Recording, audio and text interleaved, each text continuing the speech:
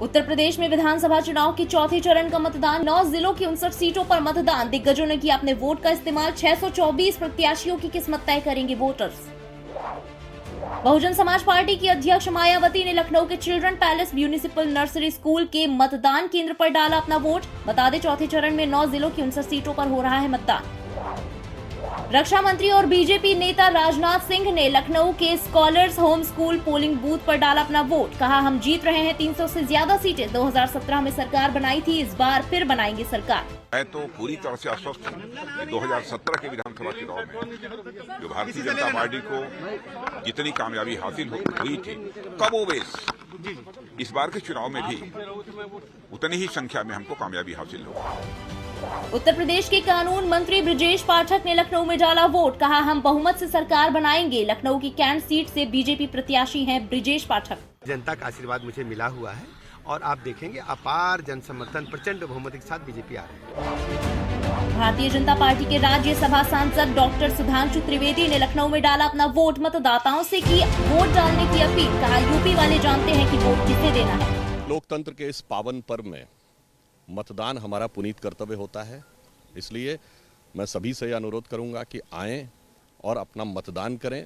और मैं यह भी याद दिलाना चाहता हूं कि आचार्य चाणक्य ने कहा था, इस राष्ट्र को उतनी क्षति दुर्जनों की दुर्जनता से नहीं हुई जितनी की सज्जनों की निष्क्रियता से हुई है। इसलिए मतदान में कोई शिथिलता न बरतें, सक्रियता से आके अपने मताधिकार का प्रयोग करें और लोकतंत्र को मजबूत करें।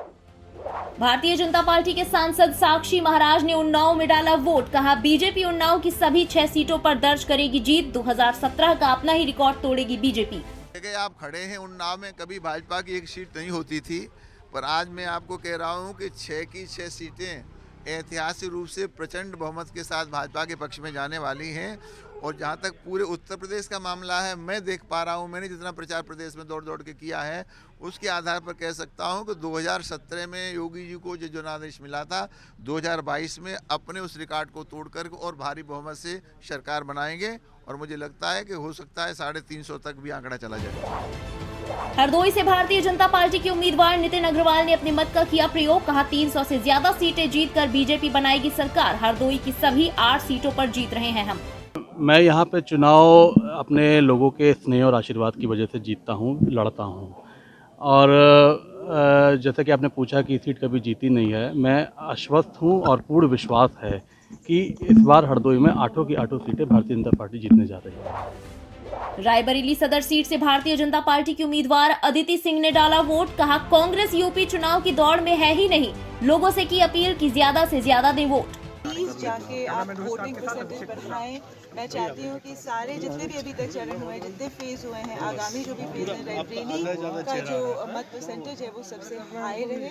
और यही रायबरेली जनता से आप क्या वादे और दावे कि हमेशा सेफ रखूंगी, सुरक्षित रखूंगी। और जिस टाइप के गुंडाराज की कल्पना कर रहे हैं मेरे प्रतिद्वंदी, वो मैं हरगिज नहीं।